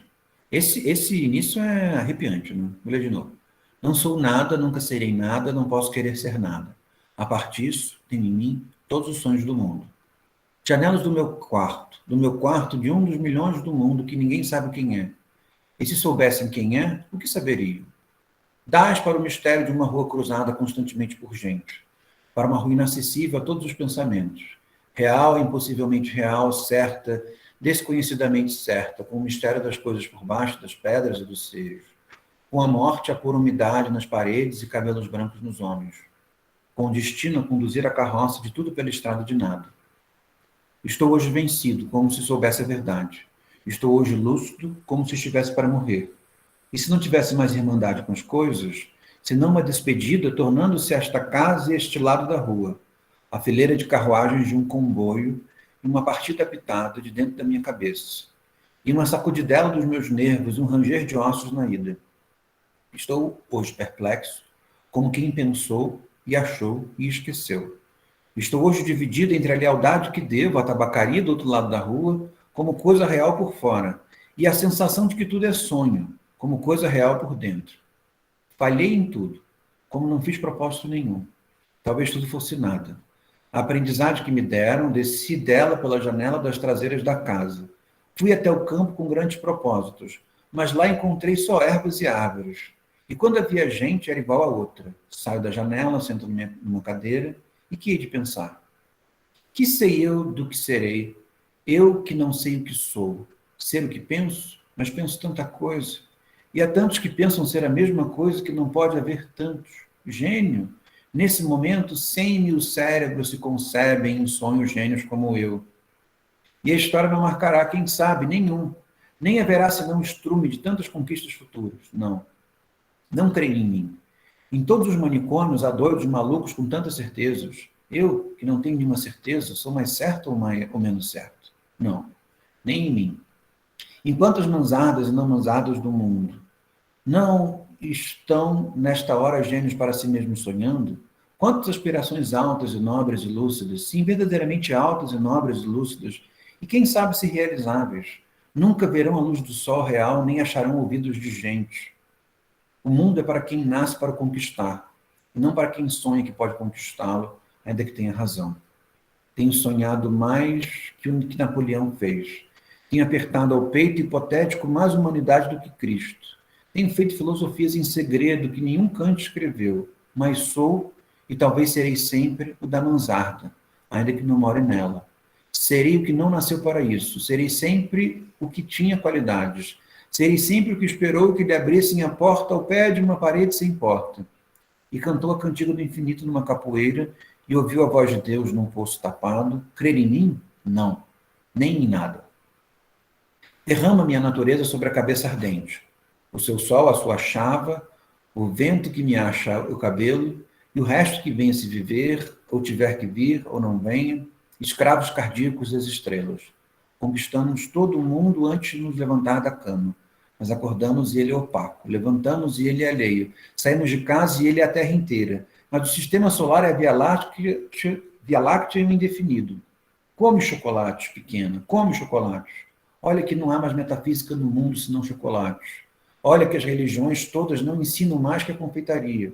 Come, pequena suja, come. Pudesse eu comer chocolates com a mesma verdade com que comes, mas eu penso, e, ao tirar o papel de prata, que é de folha de estanho, deito tudo para o chão, como tenho deitado a vida. Mas ao menos fica da amargura do que nunca serei a caligrafia rápida desses versos, pórtico partido para o impossível. Mas ao mesmo tempo consagro a mim mesmo um desprezo sem lágrimas. Nobre ao menos no gesto largo com que atiro, a roupa suja que sou, enrolo para o decurso das coisas, e fico em casa sem camisa. Tu que consolas, que não existes e por isso consolas, ou deusa grega concebida como estátua que fosse viva, ou patrícia romana impossivelmente nobre e nefasta, ou princesa de trovadores gentilíssima e colorida, ou marquesa do século XVIII, deputada longínqua, ou cocote célebre do tempo dos nossos pais, ou não sei que moderno, não concebo bem o que, tudo isso, seja o que for que seja, se pode esperar que inspire. Meu coração é um balde despejado. Como os que invocam espíritos, invoco a mim mesmo e não encontro nada. Chego à janela e vejo a rua com uma nitidez absoluta. Vejo as lojas, vejo os passeios, vejo os carros que passam, vejo os entes vivos vestidos que se cruzam, vejo os cães que também existem, e tudo isso me pesa como uma condenação ao degredo. E tudo isso é estrangeiro, como tudo. Vivi, estudei, amei e até criei. E hoje não há mendigo que eu não invejo só por não ser eu. Olho a cada um os andrajos e as chagas e a mentira, e penso, talvez nunca vivesses, nem estudasses, nem amasses, nem cresces. porque é possível fazer a realidade de tudo isso sem fazer nada disso. Talvez tenhas existido apenas como um lagarto a quem corta um rabo, e que é rabo para quem do lagarto remexidamente. Fiz de mim o que não soube, e o que não podia fazer de mim não fiz. O dominó que vesti era errado. Conheceram-me logo por quem não era, e não desmenti e perdi-me. Quando quis tirar a máscara, estava pegada a cara. Quando a tirei e me vi ao espelho, já tinha envelhecido, estava bêbado, já não sabia vestir o dominó que não tinha tirado. Deitei fora a máscara e dormi no vestiário como um cão tolerado pela gerência, por ser inofensivo. E vou escrever essa história para provar que sou sublime. Essência musical dos meus versos inúteis, quem me dera encontrar-me como coisa que eu fizesse, e não ficasse sempre defronte da tabacaria de defronte, calcando aos pés a consciência de estar existindo, como um tapete em que um bêbado tropeça, ou um capacho que os ciganos roubaram e não valia nada. Mas o dono da tabacaria chegou à porta e ficou à porta. Olho, com o desconforto da cabeça mal voltada, e com o desconforto da alma mal entendendo. Ele morrerá, eu morrerei. Ele deixará a tabuleta, e eu deixarei os versos. A certa altura morrerá a tabuleta também, os versos também. Depois de certa altura morrerá a rua onde esteve a tabuleta, e a língua em que foram escritos os versos. Morrerá depois o planeta gigante em que tudo isso se deu. Em outros satélites de outros sistemas, qualquer coisa como gente continuará fazendo coisas como versos e vivendo por baixo de coisas como tabuletas. Sempre uma coisa defronte da outra. Sempre uma coisa tão inútil como a outra. Sempre o impossível tão estúpido como o real. Sempre o mistério do mundo tão certo como o sono de mistério da superfície. Sempre isto, ou sempre outra coisa, ou nem uma coisa nem outra. Mas o homem entrou na tabacaria para comprar tabaco e a realidade plausível cai de repente em cima de mim. Semi-ergo-me, enérgico, convencido humano, e vou tensionar a escrever esses versos em que digo o contrário. Acendo um cigarro ao pensar em escrevê-los e saboreio no cigarro a libertação de todos os pensamentos. Sigo o fumo como uma rotação própria e gozo, num momento sensitivo e competente, a libertação de todas as especulações e a consciência de que a metafísica é uma consequência de estar mal disposto. Depois, deito-me para trás na cadeira e continuo fumando. Enquanto o destino me conceder, continuarei fumando. Se eu casasse com a filha da minha lavadeira, talvez fosse feliz. Visto isso, levanto-me da cadeira, vou à janela. O homem saiu da tabacaria, metendo o troco na algibeira das calças. Ah, conheço. É o Esteves, sem metafísica. O dono da tabacaria chegou à porta. Como por um instinto divino, o Esteves voltou-se e viu-me. Acenou-me a Deus, gritei-lhe: Adeus, ó Esteves! E o universo reconstruiu-se-me sem ideal nem esperança. E o dono da tabacaria sorriu. Muito bom, né? Na verdade, o poema ocupa o lugar do livro inteiro, né? Do curso todo. Não precisa de curso, não precisa de nada. Só precisa do poema. E curiosamente, eu nunca tinha lido o poema nesse contexto, né? Tabacaria nesse contexto. Mas, ao mesmo tempo, está tudo ali, né? Dos elementos da melancolia. E, ao mesmo tempo, também está ali os elementos oscilatórios entre uma certa melancolia e um ceticismo, né? Porque ele está na posição de nada, eu não sou nada, e as coisas não são nada, e nada serve, e nós somos só uma poeirinha cósmica em mil fenômenos, ao mesmo tempo em que há momentos em que ele enxerga alguma coisa, né? E isso vale, né? Então ele oscila, curiosamente ele oscila entre esse efeito exagerado, né, que a melancolia realiza no que diz respeito à introjeção de elementos do mundo para dentro, né, ao mesmo tempo em que ele oscila entre essa percepção, entre sentir de maneira genuína determinadas coisas que estão fora, e em outros momentos deixa de ter com relação a elas uma percepção negativa, né? Isso é interessante, né? Conseguir vivenciar, ele consegue, no poema, vivenciar, isso parece ser o ideal, né? Uma perspectiva melancólica poderia oferecer, ele consegue vivenciar algo que só é passível de ser vivido a partir de uma disposição melancólica, sem, em determinados momentos, né? Sem o aspecto negativo que deforma a perspectiva, a experiência melancólica, né?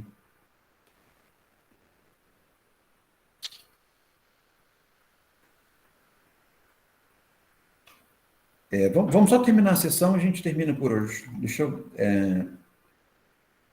Estou na página 383. Aí, acabou Fernando Pessoa, tá? Estou voltando a Lambota. Ela diz assim: somente o nada, em efeito, transcendência da multiplicidade de imagens que o melancólico não possa endossar, sem fazer afronta ao modelo ideal que ele persegue. Esse modelo ideal que o melancólico persegue pode ser entendido de duas formas, né? A primeira eu acho mais inconsistente, e eu tendo a me afastar dessa interpretação que ela lança no livro, que é o melancólico tendo um modelo de bem inalcançável e, por isso, sendo revestido pela negatividade. Eu acho que essa dinâmica do ideal, ela se dá numa posição muito específica, né? Que concerne essa idealização, né? Ter um modelo de bem que é buscado, né? Eu acho que se dá num momento muito específico quando existe uma rejeição ao sentimento melancólico, né? Mas o outro tipo de idealidade é idealizar o nada, né? É tomar o nada como alguma coisa, afirmar a existência do nada, afirmar o sem sentido, né? E aí, voltando. Que, de alguma forma, se nós voltarmos ao poema do Fernando Pessoa, é o que ele faz, né? Ele afirma... Isso é o niilismo, né? Num certo sentido, o niilismo ele é filho da melancolia, né? Ele se torna significativo dentro de um discurso melancólico. Agora, curiosamente, esse niilismo também está no Fernando Pessoa, né? E ele afirma o nada, né? Ele diz que é nada, ele julga que existe um certo sentido intrínseco às coisas que não tem sentido, né? E depois ele oscila, né? Ele vai para o outro lado e diz que existe o sem sentido entre outras coisas, né? Mas se eu estou certo, parece que é preciso passar por uma certa melancolia para perceber os detalhes do sem sentido e do sem sentido, né? Ou seja, é preciso passar por uma certa melancolia para depois sair dela com o tipo de atenção que ela foi capaz de desenvolver, percebe?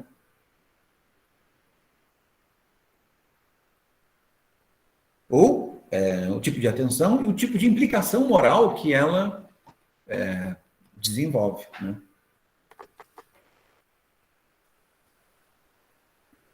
Então, vamos lá. Aí ela diz assim: e nós então nos encontramos aqui no paradoxo da afirmação da negação, que faz da compulsão a anular do sujeito não somente a tradução da sua falha especular, mas então a recusa ativa de toda assimilação a qualquer outro modelo suscetível de ter a referência ideal que lhe seja enquadrado.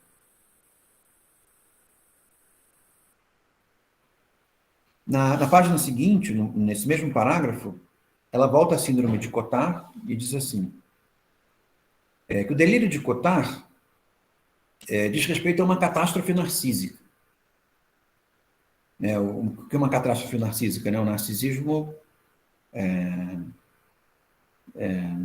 não aconteceu, ele é frágil, né? Não é, ele é presente, mas é frágil.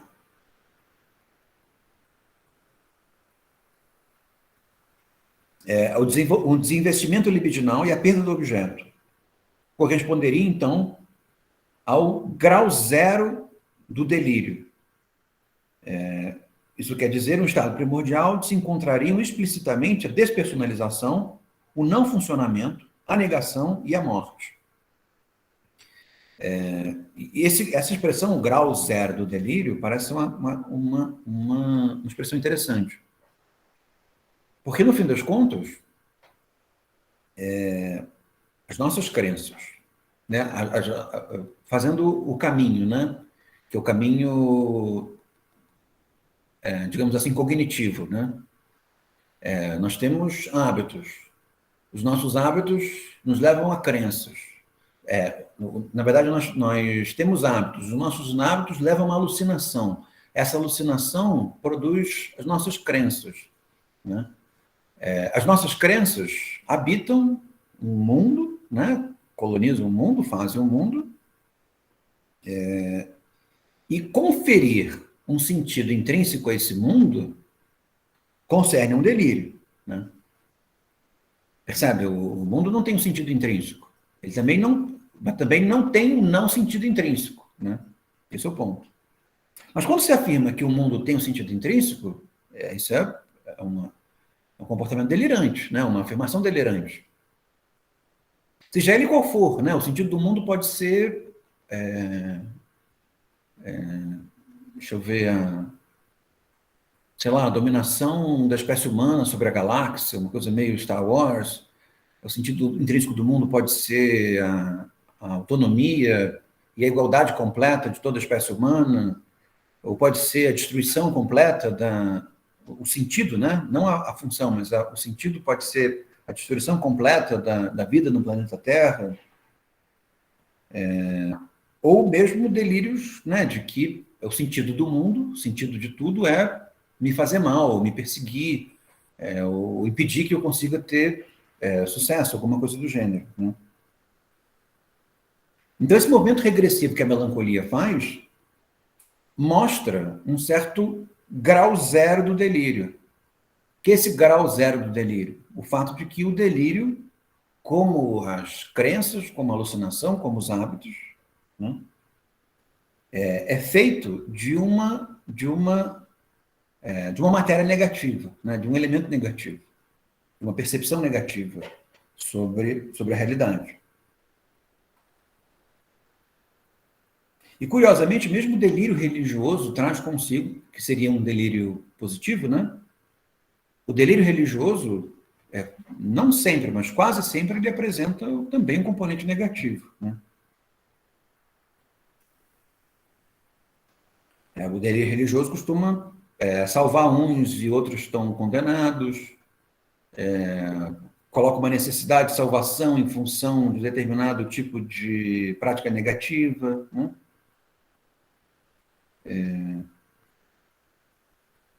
Isso na nossa tradição.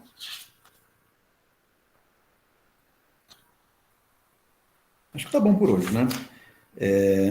Eu vou terminar com duas expressões que eu destaquei no texto dela, que também são expressões que poderiam ser utilizadas para uma posição melancólica exasperada. Uma é uma que a gente já utilizou, que é essa dor moral, né? O melancólico sente como própria a dor moral do mundo. E a outra, que seria um certo estado em que essa dor moral perderia um pouco a sua função, que é uma espécie de hipocondria moral, né? Seria uma espécie de afirmação um pouco pejorativa sobre o que o melancólico sente. Porque, no fim das contas, o que o melancólico sente? Ele sente medo da imoralidade, né? Medo do negativo, né? E esse medo faz com que ele veja o negativo e a imoralidade em tudo, né? Gente, só para nos atualizar, a gente vai ter aula no dia 20, tá? Dia 22 não. E nós vamos voltar a ter aula no dia 10, tá bom? A gente descansa 3 e 5, tá bom? Então, eu os vejo ainda na semana que vem, no dia 20. Eu volto a repetir isso para vocês não se perderem, tá? Gente, obrigado pela atenção, espero que tenha sido proveitoso.